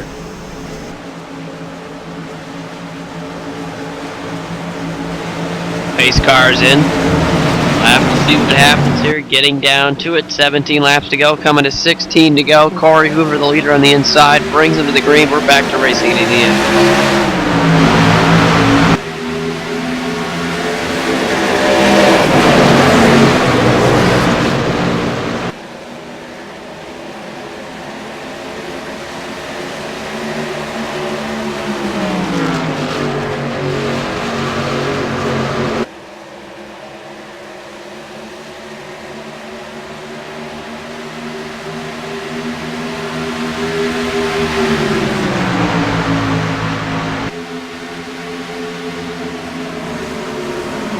Off into 3 and 4, here we go for the first time, and Jordan Hightower took that lead. Impressive move. Here comes Mark Murphy to try to take it back. He led the most laps here today, 42 of them to be exact. Corey Hoover up on the outside. Here comes Hartenfels down on the in. Byron Daly looks on from behind. This is the race for the point standings early on in the season. Only a handful of races, 6 of them into this race, but well, take a look at the move that the Byron Daly machine just made. Second time Austin's been knocked out of the way there. Austin is starting to probably get a little bit heated in that machine. Yeah, they're definitely roughhousing it out there for fourth there. Now Austin's going to get a little bit loose. Maybe a crack in the left front fender, but I think Austin Hartenfels, for the most part, good to go. No significant damage from contact there from Byron Daly. But that's the urgency you're starting to see. Really the fire under the helmet from Byron Daly. He's got a fast car, cannot lose time right now riding around cars he's faster than. So throws it in there, makes the move on Austin. See if Byron can make some additional moves up there as well, as Jordan Hightower is starting to check out from the rest of the field.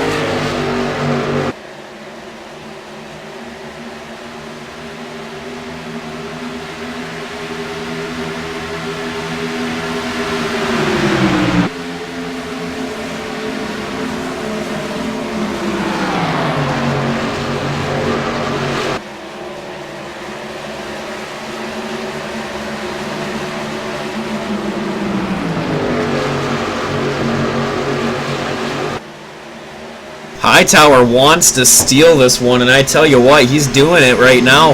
He's pulled away just a bit further over the past lap or so.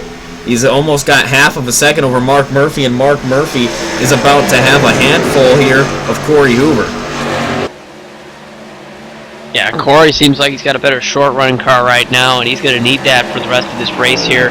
We're going to have probably a long run here to the end if things continue to sort themselves out here. Rest of the pack, pretty much single file. Got to go all the way back to Michael Larea to see the first side-by-side battle, and even that is starting to single file itself out. So here comes Corey Hoover, the move on the inside here. He's got to make this pass quick, can't lose a ton of time there, Jordan. Contact made as Mark defends the position.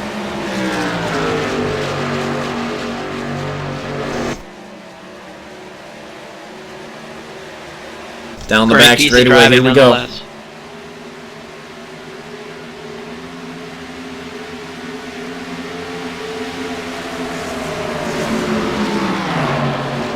As all these guys, top 4, now top 5 together, starting to gain some ground back on Jordan Hightower, and Mark Murphy, he is feeling that draft from Jordan all the way around this racetrack, especially down the straightaways. You can tell Hightower's got a great car out front, but that draft effect is keeping everyone close in tow to each other. And as this run continues on, we're going to have to see who's got the better long run car and who can stretch it out here. As once again, looks like that gap to the lead continues to close.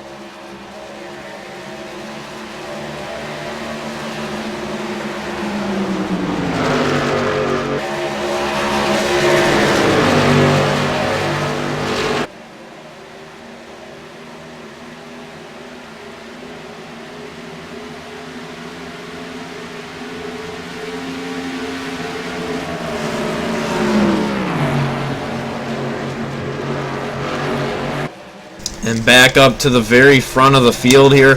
Hightower trying to pull away further as we're coming to 11 laps to go. Mark Murphy hanging right there. Going to get a beautiful run off the back straightaway. Look at that. Down the front stretch. Will Mark be able to do anything here? He's going to look down to the inside. Look at the blocks out of Byron Daly. That's going to get him put in a bad situation here, possibly in the corner. He's stuck up on the high side now. Austin Hartenfeld's been pushed around enough tonight, but he still lets off as he drifts up. Hard racing there from Byron Daly. He bails it. Austin really loose, just trying to hang on to it at this point. Going to fall back in line behind his teammate Corey Hoover, but they have lost ground as here comes Mark Murphy finally using the momentum down the straightaway. Going to pull to the inside of Jordan Hightower, side by side into turn 3. Will we see a crossover here? The 22 breaks early, makes a good motion, and yes, look at that. That was beautiful, Shane. Beautiful crossover technique. But what this does is it brings Byron Daly in a load of aggression as the caution comes out. Joe Lawrence goes around. And we were getting ready for an intense, if not already intense, battle for the lead. But Joe Lawrence looks like contact from Brendan Madonia, and those guys get together in turn 3.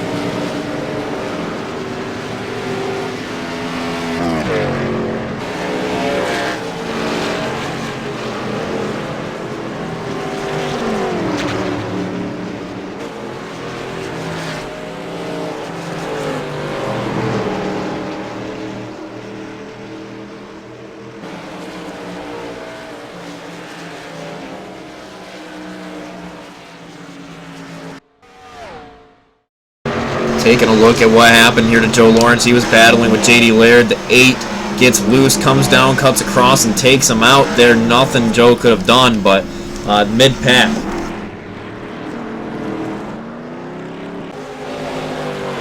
And what this is going to do is this might set us up with some big-time strategy moves. I know right now we have 10 laps to go, but we're going to get the green flag with nowhere near 10 laps to go.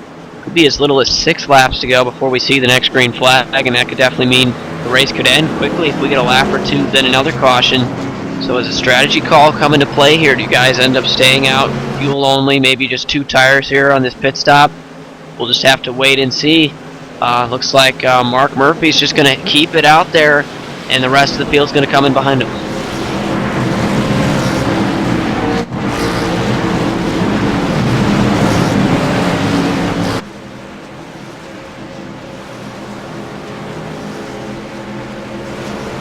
So already we're seeing the strategy mix up there. Mark determines he's not going to win this race coming down pit road, so he'll stay out. Looks like Joseph Tice as well is going to stay out. Now we'll have to see the guys who came down pit road. Is 2 tires or 4 tires the call as everyone gets into their pit stalls.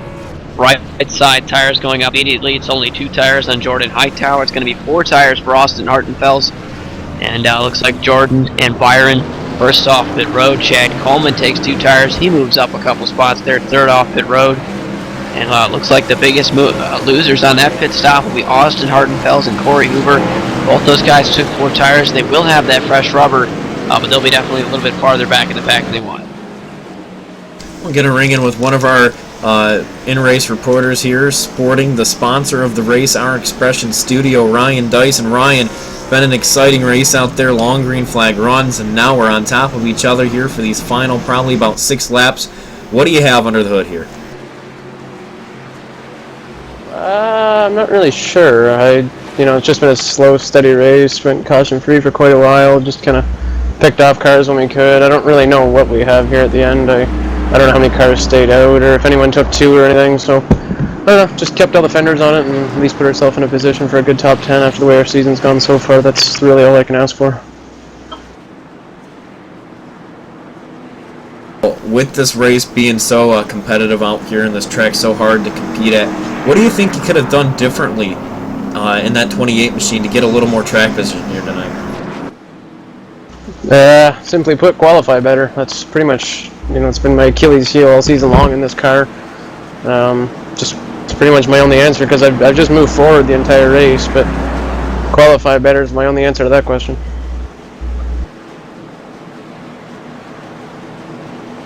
All right, Ryan, well, before we get you back to your team, feel free to sponsor, plug, talk about Our Expression Studio and more.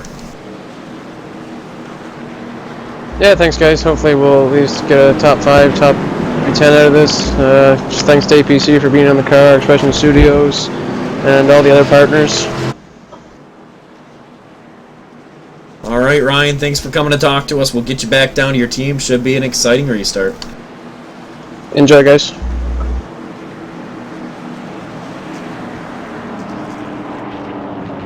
We're going to throw it off to our final commercial break here, and when we come back, we'll take it to the check.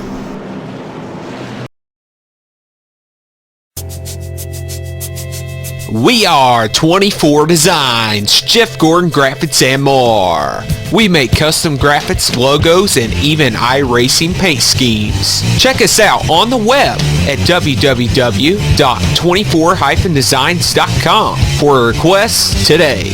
Again, that is 24-designs.com. 24 Designs, where the best graphics are made.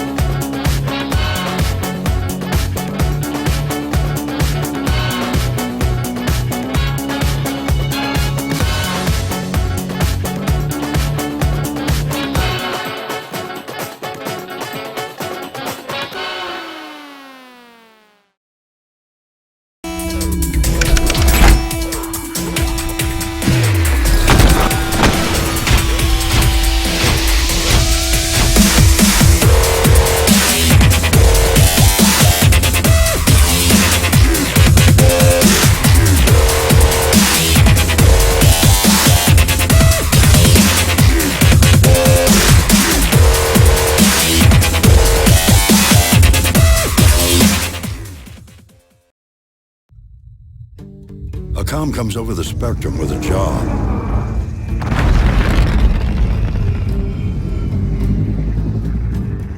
All it says is an amount of cargo, a delicate timetable, and a risky route.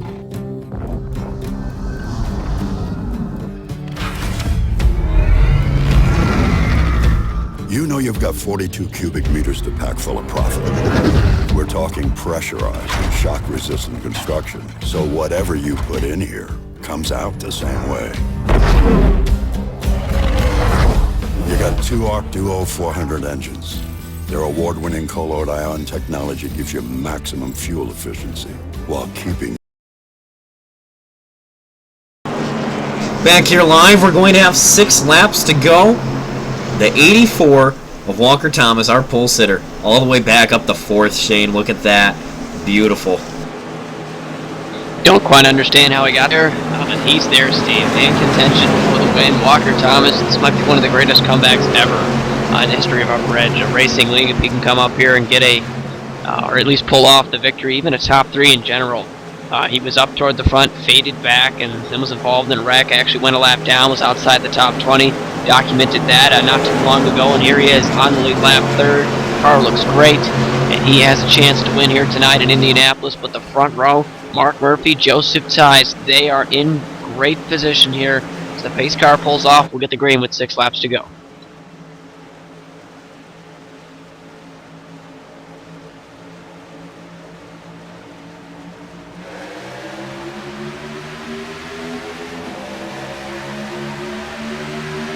And the green flag's back out. Here we go. We're going to have 6 laps to go already. Chaos going down in 1 and 2. Oh, as Walker Thomas is sideways in the grass. Byron Daly's in the wall. Will everybody say, oh, huge wreck. They're all gone. Everyone's wrecked. We got a second wreck. Even now, yeah. Wow. Oh gosh, they're still wrecking, Shane. Holy cow. Hightower stopped on the track. He's destroyed. We have to count cars. I don't think there's many left. I'm counting about 10 right now. Corey Hoover took a hell of a ride. Looks like everyone's gone. Byron Daly's got some rear end damage. Joseph Tice, and then Mark Murphy. That is it. Everyone else behind them involved in one wreck or another behind there. That's going to end the night of Corey Hoover, Jordan Hightower. Have to get a word in with some of these other guys as well, but I believe that's pretty much most of the field. Let's take another look at this. We'll slow it down here. This is where all the chaos starts happening. Walker Thomas gets loose in front of Byron. Chad Coleman is right on his outside. Byron's getting loose. He's going to try to save it, do a good job there, but no room to save it. Corey Hoover gets kind of caught in the middle there, nowhere to go. For a second, I thought everyone had it under control, but then Walker Thomas gets into Hoover. Hoover V-lines straight to the outside wall. 6, 7, 8 wide pretty much. Ryan Dyson gets in it. Then they start wrecking up in front of him. Yeah, that's when everything up in front starts happening. Finlayson gets in that, the 51. Hightower spinning out there. Dyson's in it. Oh, it looks like Dyson. Oh, gosh, Dyson almost made it through that one. Just a huge, huge pile up. We got to take one more look at it here. I think the problem there is that all those guys used the entire racetrack to get by the wreck. When they got together, there was no racetrack left. Ryan was in the grass. It's a big, wide racing surface, but there basically is no apron to go around wrecks here at the Indianapolis Motor Speedway. So those guys stayed on the racetrack and were so close to each other that they really didn't notice it at the time, and thus they get together, causing the second wreck. Yeah, wow. Just absolutely massive there. There's the points leader. Pretty much everyone in the top 5 of points involved in that one. I think after that one, it's going to be pretty much a race for these guys to keep the car on the racetrack. I think we're 5 to go now. So we might have a lap or 2 left. Actually, no. We're going to go back here 4 laps to go. So we'll have to see if we get a restart. But if we do, it's going to be the race to the pit crews down here on pit road for these guys to get it raceable at least for a lap. And, maybe if you're back there, you have a decent car right now, you're involved in a wreck, you can get it fixed for a one-lap shootout. You might be able to gain a ton of spots.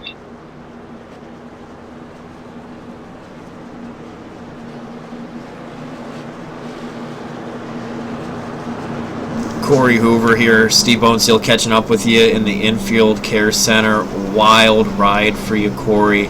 First of all, are you okay? Second of all, what in the world happened? Yeah, I'm fine. I took my hands off the wheel this time. No broken wrists or fingers. Just old tires and new. I was going through turn number 1, getting up to speed. Saw a car loose. Checked up. I didn't want to check up too much or would have got rear-ended. And I guess it just got loose and hooked it right. Well, with such a big wreck taking out so many competitors, where does this leave us for the points? Well, I'm glad I got the win off my chest last week at Road America. So that means we're in the chase. I guess that's. I'm not really a big fan of the whole chase format, but I am in this type of situations. I guess we'll just go on to the next week and try our best. Just forget this. I think Indianapolis is my worst track, I guess. I always get wrecked.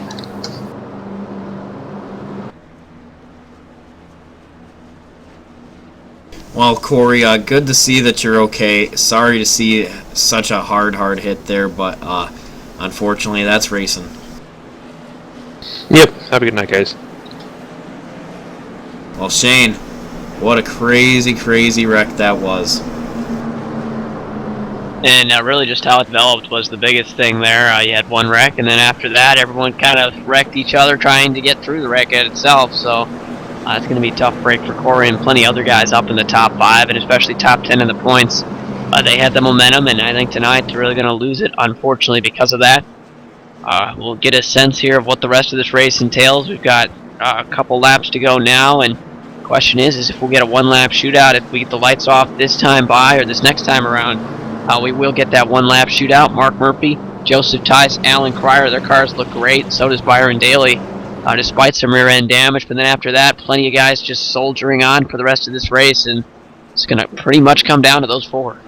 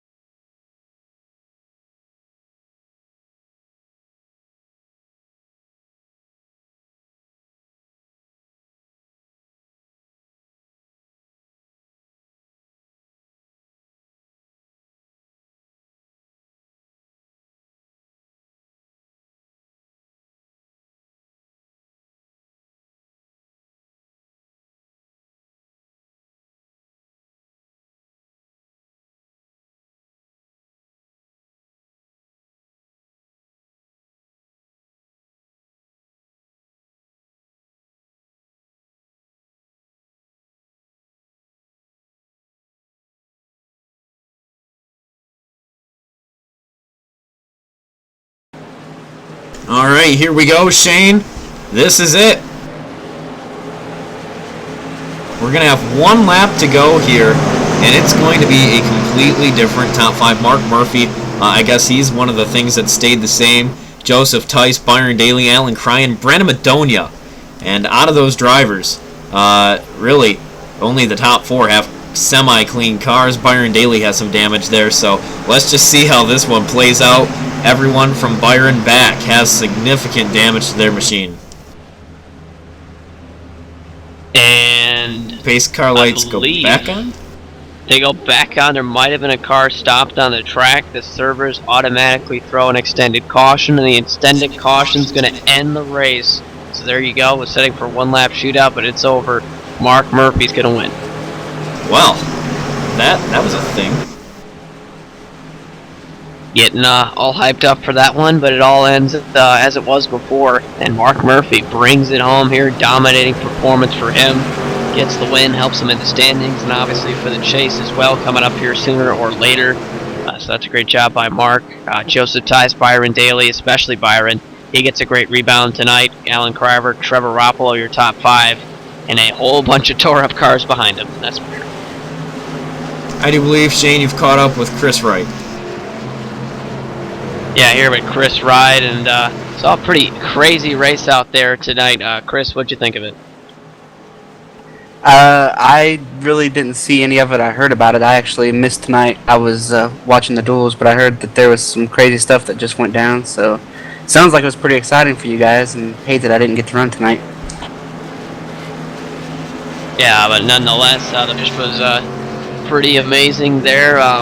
Kind of take us through what you think about the schedule here of UpperEdge. Went to a road course this last weekend, or this last week, and now this week in Indianapolis.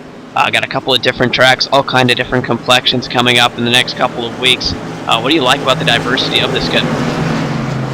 I really enjoy racing on all different types of tracks, even the road courses where I tend to struggle a little bit and can't run with some of these guys, but the diversity is good for the schedule. We're coming up on a couple all-star races here, and hopefully those go exciting and good. Last year I felt like the all-star race was really good. It was kind of my coming out party in here. I ran really good from the all-star break on, so I'm excited about getting back to some of these tracks again. All right, Chris, we'll go ahead and let you go here for tonight. Is there any shout-outs you want to thank real quick on the broadcast just for fun? Yeah, shout out to Sky Motorsports and Bulletproof Racing. Sounds like they had some bad luck tonight, but hopefully we can get running better here and get some cars in the chase and have a good year, and good luck to you guys moving forward for some good racing. All right, thank you, Chris. That's Chris right there, getting a word with us tonight.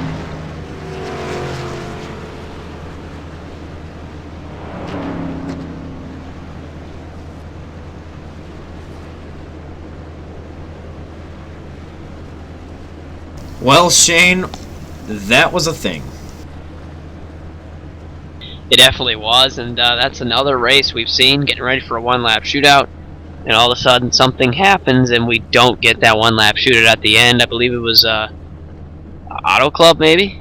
Might have been a race before that where we actually had all kinds of different things happen on the caution at the end of the race, and then they were going to restart it, never happened, and then it just finished how it did. Tonight it's just going to finish how it did, and that one-lap shootout does not happen, and that brings Mark Murphy pretty much leaves the stress there of having to hold off everyone for one lap. He'll do the donuts here on the infield pit area, and then he'll go back up onto the front straightaway here. Definitely a dominating night for him. Talked about what that does for pretty much everyone associated with Mark Murphy. He is a great driver when it comes to these bigger tracks, and tonight he proved just that. Yeah, that's for sure. And next week we have the All-Star Shootout, and that's going to be pretty exciting, so we'll keep our eyes open for all that. But for everybody here tonight at Checkered Flag Interactive and Indianapolis Motor Speedway, we are signing off.